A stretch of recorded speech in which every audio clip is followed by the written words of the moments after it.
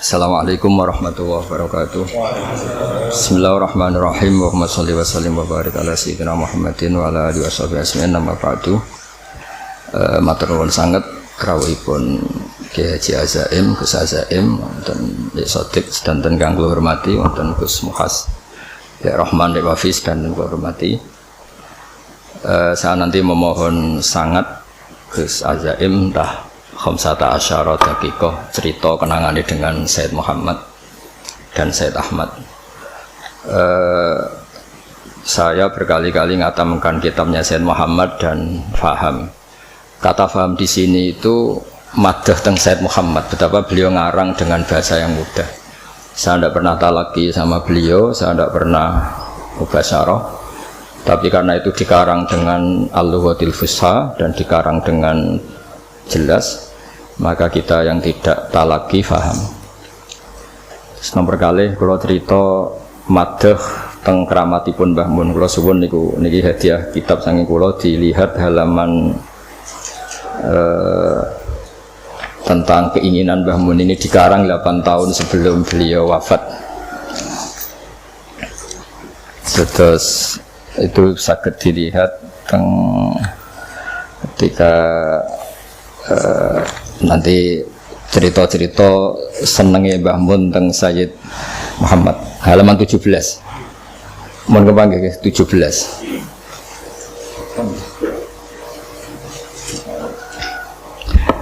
Sudah ketemu ya. Ini perlu dicatat bahwa Mbah Mun ketemu terakhir Sayyid Muhammad niku 1422 sama 23. Kalau wasif Bismillahirrahmanirrahim. Beliau cerita, pokoknya ini 8 tahun sebelum Mbah Mun wafat. Beliau saat itu sudah menulis hadihi atau siyat allati karat mafkhoratan azimah li. Asal maulal karim aisma'a nafsi ma'a hamalatil ilmi min ulama'i hadil ummah wa bil akhas ulama'i ahlil bait. Alladina khassahumuh bil khassa isala ya'lamu azumataha illallahu ta'ala. Jadi harapan besar beliau akan dibersamakan, dikumpulkan dengan hamalatil ilm. Dan beliau khususnya memuji ulama ahlil bait. Dan setelah 8 tahun itu beliau wafat dan ditakdir dimakamkan dekat Abu Yazid Muhammad. Jadi ini keinginan-keinginan Mbah Mun yang ditulis dan dikabulkan Allah secara zahiran wa batinan. Jadi secara batin tentu beliau secara maknawi andaikan dimakamkan di sarang pun beliau pasti ma'alladzina an'ama Allahu 'alaihim minan nabiyina wasiddiqina wasyuhada'i sholihin. Tapi beliau juga dituruti secara zahir juga, yaitu dekat Sayyid Muhammad dan keluarga besar Abu Ya Al-Maliki. Karena beliau ngendikan ayat sema'a nafsi. Nafsi itu lebih ke fisik. Jadi sebetulnya kita sudah yakin secara roh itu pasti al-arwah junudun majannada, tapi beliau juga dikumpulkan secara fisik. Nah, ngukur mahabbah beliau kepada Abu Yazid Muhammad Al-Maliki, saya beri contoh beberapa halaman, saya nanti memberi minimal 3 halaman ya. Betapa beliau akhir-akhir itu harfan bi harfin, kodaman bi kodamin, sama sekali tidak dirubah takbir yang dari Sayyid Muhammad. Ini saya lihat halaman 21 ya. Halaman 21 yang mulai wa ukhilul mujaz. Setelah itu as-sanadul muttasil, terus 3 dari bawah wa ukhilul mujaz. Ini di Abuya halaman 16. Ini kan tulis fi syekhina halaman 4 yang ini kan benar-benar wa ukhilul mujaz ala sadati al-mukhtasar allati dominatu aslan itu kutub as-sittah. Iya, sama sekali tidak ada di situ. Saya baca ya, beliau menyebut tentang Sayyid Muhammad, padahal beliau itu muridnya Sayyid Alawi, tapi memuji Sayyid Muhammad, qala syekhi wa syekhu abna'i wa tullabi al-allama Sayyid Muhammad bin Ali Al-Maliki. Jadi beliau memuji Sayyid Muhammad dengan begitu takdimnya, qala syekhi wa syekhu abna'i wa tullabi al-allama Sayyid Muhammad bin Ali Al-Maliki. Beliau ketika cerita sanad wa ukhilul mujaz, artinya ukhilu itu diikhalahkan, saya tidak perlu nulis sanad lagi karena sanad itu untuk al-mujaz. Bacanya al-mujaz karena dari fi'il madhi ajazah. Jadi mujaz itu yang dikasih apa? Ijazah ala thabati al-mukhtasar alladhi dominatu asanitul kutub as-sittah. Nah ini terus bisa dilihat lagi jenengan di halaman berapa itu? 22.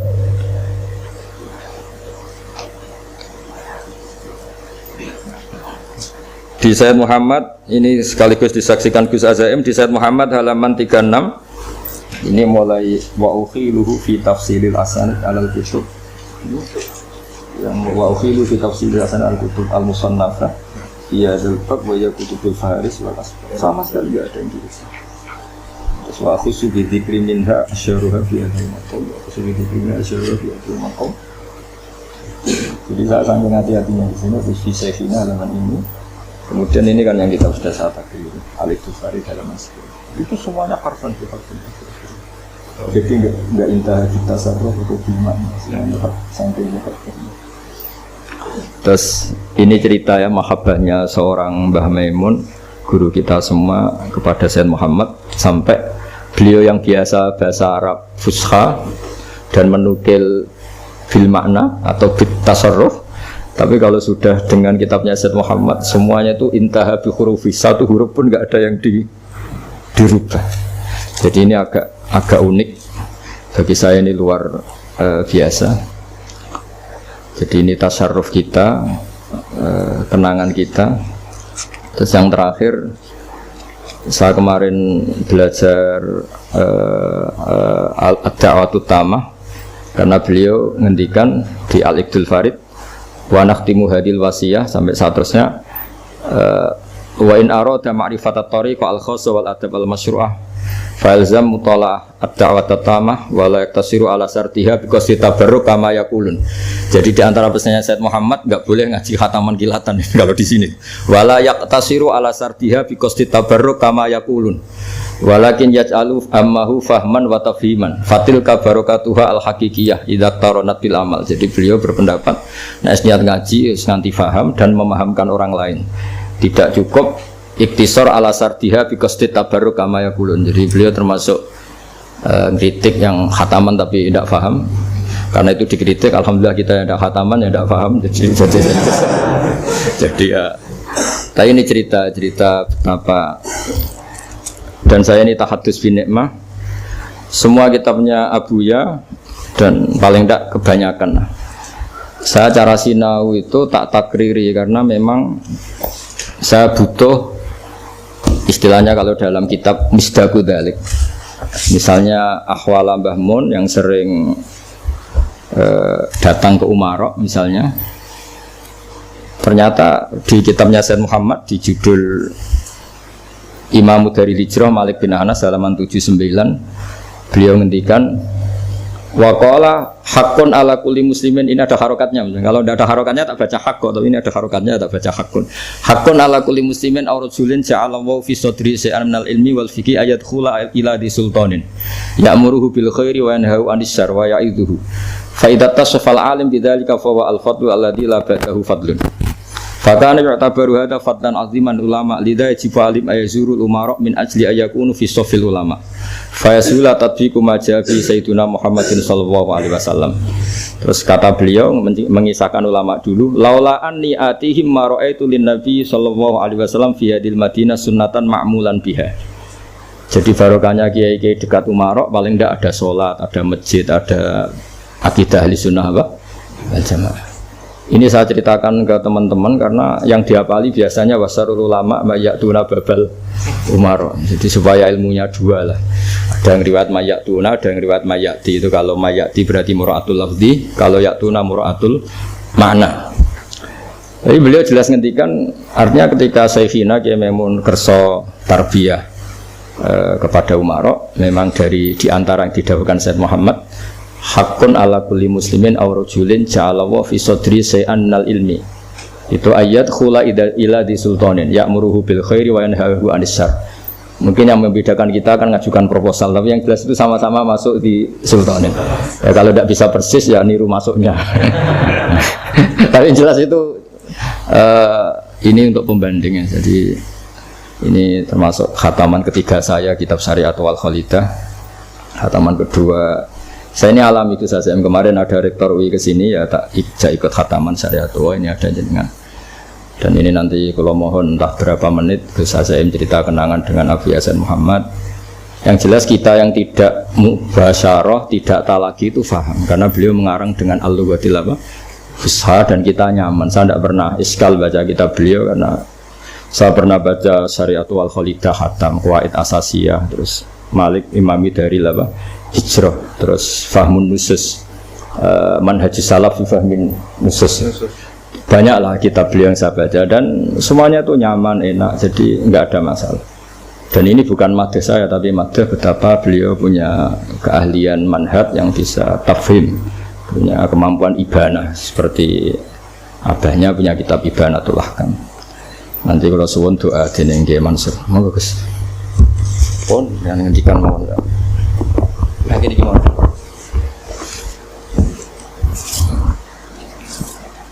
Assalamualaikum warahmatullahi wabarakatuh. Hamidan lillah wa musallian ala rasulillah sallallahu alaihi wasallam wa ba'du.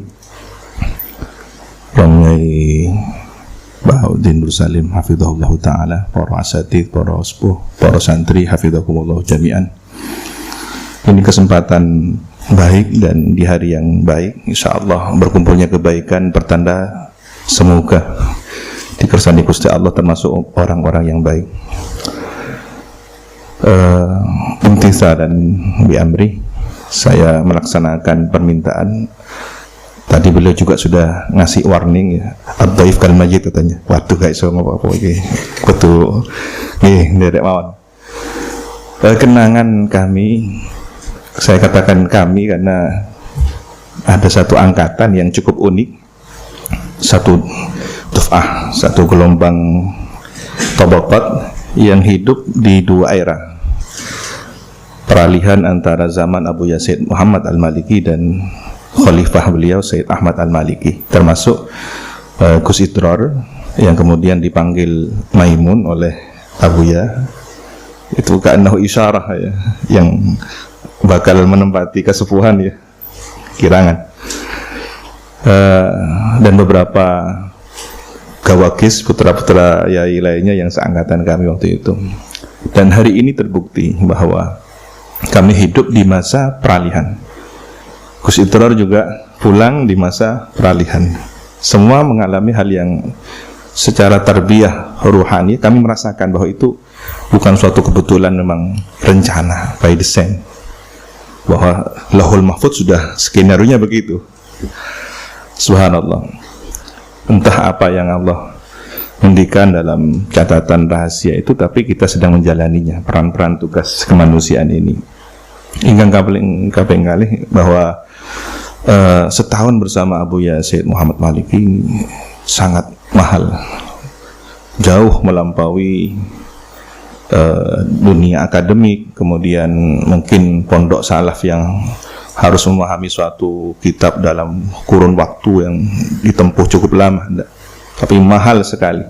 Setiap nafas beliau, setiap gerak-gerik ilmu semuanya. Apa yang kami rasakan hari ini, marojiknya yang selama setahun itu luar biasa. Termasuk yang paling menjadi kenangan ya, iskal kami selama di berbagai pondok pesantren. Kita kan di pondok salaf itu rata-rata ya zahid, kiainya sebegitu, kemudian menghindari hal-hal yang berbau materialisme dan semacamnya. Kadang kita iskal ketika Romo Yai kok punya mobil bagus kan gitu, Romo Yai kok rehab rumahnya kok wah ini. Tapi begitu melihat Abu Yazid Muhammad Al-Maliki, kejawab semua. Dan ternyata beliau sudah jawab di kitab Malik bin Anas, Imam Darul Hijrah. Jadi profil beliau ada pada Sayyid Muhammad Al-Maliki. Bagaimana kiai itu harus kaya, bukan untuk menunjukkan kesombongannya, tapi untuk menunjukkan manil ghariyul haq yang Allah berikan kepada al-abd. Jadi ketika harta yang soleh ada pada orang yang soleh, ini kan berarti kesolehan double kan begitu. Itu yang hari ini perlu menjadi jawaban. Saya sepakat dengan Gus Bahak ketika kita harus mempromosikan Kiai kudu sugih ini ya. Tapi yang dimaksud adalah harta yang soleh ada pada tangan orang yang soleh, kan begitu. Di mana fenomenanya ya, ketika hari ini ngapunten, dunia pesantren sudah sangat menjadi tertarik di kancah nasional, dipolitisir dengan segala kepentingan dan suaranya, maka dunia ahlul bait pondok pesantren, gus-gus ini objek yang sangat menarik untuk menjadi sasaran materialisme itu. Tetapi ketika kita sudah sugih mana, sudah kaya hati, ghinan nafsi, ini yang luar biasa. Maka kekayaan fisik ini hanyalah menjadi sarana untuk penguatan dakwah. Ini yang kedua. Jadi semua kejawab. Bagaimana pakaian beliau yang super mahal untuk ta'lim. Kemudian bagaimana keseharian beliau yang tidak dilihat orang lain, sederhana. Tetapi ketika untuk menampilkan ilmu, menghormat ilmu ahlul ilmi, parfumnya yang sangat mahal, imamah dari bahan tekstil yang terbaik, dan bagaimana cetakan kitab beliau dengan cetakan yang terbaik juga, kan begitu. Kemudian yang ketiga, sebagai ahlul ilmi, beliau mengendikan kalau Romyai Maimun Zubair ahmalatul ilmi, ini yang kita cari selama ini, keresahan batin al-fakir ilallah, ketika mendengar hadis bahwa Rasulullah mewasiatkan pada umat ini dua, kan begitu, Alkitab wa sunnah. Di hadis yang lain ahlul baiti itrati, ahlul baiti. Tetapi kemudian ketika Allah memberikan rizki bahwa guru kita, syekh kita ini adalah, ia juga beliau hamalatul ilmi dari Al-Quran dan As-Sunnah sekaligus itrah, ini kan sudah cukup, kaya. Kita punya guru semacam ini sudah super kaya, sudah. Bahwa wasiat Nabi ada di depan mata, ada di pundak kita, tinggal bagaimana kita menjaga hubungan ini. Dan Abu Yang ngendikan bahwa murid yang baik ketika dia menjaga wirid gurunya, kemudian ilmu gurunya, ini adalah wafa, kesetiaan. Jadi setia itu bukan hanya sebentar-sebentar sowan, sebentar-sebentar kadang-kadang ya malah ngeroti guru nih, kan gitu. Ya, ini bukan itu, tetapi ketika kita di tempat yang berbeda dengan tugas yang ditempatkan oleh guru kita, masih ada ittisal ruhani bil awrat wal adhkar, kemudian biluzumil kutub, taklifat beliau. Ini adalah wafa dalam makna yang sesungguhnya, karena beliau tidak ingin hanya sebatas fisik, sampai akhir hayat gak betul-betul ke pondok, kan enggak. Tapi kan intisyarul ilmi itu kan tersebarnya murid yang merupakan anak, tidak hanya secara fisik, tapi kemudian ada ideologi yang lebih penting. Ketika ini adalah intisabnya bil ilm, ini yang akan melahirkan generasi yang diharapkan masuk dalam khairul ummah yang dibanggakan oleh baginda Nabi Muhammad SAW. Saya kemudian mengamini dawuhnya Mbah Mun bahwa ada tiyakunu ahlul minadiril wujud, ini kita rasakan betul luar biasa, kumpul dalam satu. Nah, kemudian ujian yang perlu dihadapi itu adalah ketika intiqal syekh minasyekh, dan itu kita rasakan bagaimana karisma, haibah, syuhra yang ada pada Sayyidil Wahid Abu Yasir Muhammad. Lalu kita harus belajar dari nol pada khalifah beliau Sayyid Ahmad Al-Maliki, si Noto tidak mau daras sampai sekian lama, sampai ada isyarah baru kemudian daras. Kemudian dari tahapan yang paling awal, setiap mau taklim syarat, sekarang tanpa seratan langsung waridat wa'alir. Kita diajari 6 tahun bagaimana beliau di 6 tahun pertama itu luar biasa. Dan kuncinya satu, istaqim kama umirt. Ini sudah pokoknya mustaqim dah. Orang mau bahas apa, mau komentar bagaimana, jalan saya di sini, tugas saya di sini, wis kenceng. Jadi kalau ada istilah anjing menggonggong kafilah berlalu, is bener ya guys. Jano jangan wis menggonggong kan. Kita harus jadi kafilah yang menjadi musafir yang sampai ke tujuan. Kalau tidak, kita akan tolak-toleh dan tidak pernah sampai kepada tujuan. Nah, hari ini gonggongan itu tidak hanya suara, tapi tweet, komen, tulisan status, diunggah dan semacamnya. Nah, ini yang mungkin kita pahami dalam medan pertempuran yang berbeda. Jadi jihad hari ini justru adalah ketika hujjah bil hujjah, kemudian alkitab bil kitab, tidak hanya akal dan apa yang keluar dari akal itu sendiri, karena akal ini khidmah untuk alkitab. Nah, ini yang kita hadapi hari ini. Kemudian dari Abu Yazid Ahmad Al-Maliki ini kami diajarkan bagaimana setia dengan apa yang telah digariskan oleh atau diwasiatkan oleh guru. Karena setiap murid itu sudah terbaca di sini. Ini yang Al-Fakir Allah fahami ketika Kanjeng Nabi itu disebut oleh diri beliau sendiri, ana al-labinah, kan begitu. Saya labinah. Napa istilah itu? Terus itu yang beri foto. Ya. Dan dalam kenyataannya ketika rehab Ka'bah yang kemudian jadi rujukan referensinya Qabail itu Ru'asaul Qabail yang nyaris berpecah belah, nyaris sudah tawuran, tapi yang kemudian menjadi solusi siapa? Tanpa rekayasa, orang yang pertama kali masuk Masjidil Haram adalah Kanjeng Nabi, langsung hadzal amin. Rodi itu, karena begitu semua pada teriak, saya rela kalau ini yang jadi penentu. Dan cerdasnya Kanjeng Nabi luar biasa. Selendang diambil dari mereka atau dari Nabi, kemudian ditebarkan masing-masing Ru'asaul Qabail memegang, ikut andil, merasakan ikut andil semua. Lalu Hajar Aswad itu diletakkan di tengah-tengah. Begitu sudah akan digeser untuk diletakkan ke tempat asalnya, siapa penentunya? Kan tidak mungkin. Hanya satu orang, tangan yang mulia. Beliau adalah Hajar Aswad yang secara maknawi. Jadi Hajar Aswad yang sesungguhnya adalah simbol Nabi yang dulu adalah yakut abyad bal abyad minal laban, kan gitu. Tetapi karena dosanya manusia kemudian terserap menjadi hitam. Ka'anhu isyarah bahwa syafa'atul udma nanti adalah Kanjeng Nabi yang akan menyerap ahlul kabair min hadhil ummah. Ini isyarah yang luar biasa.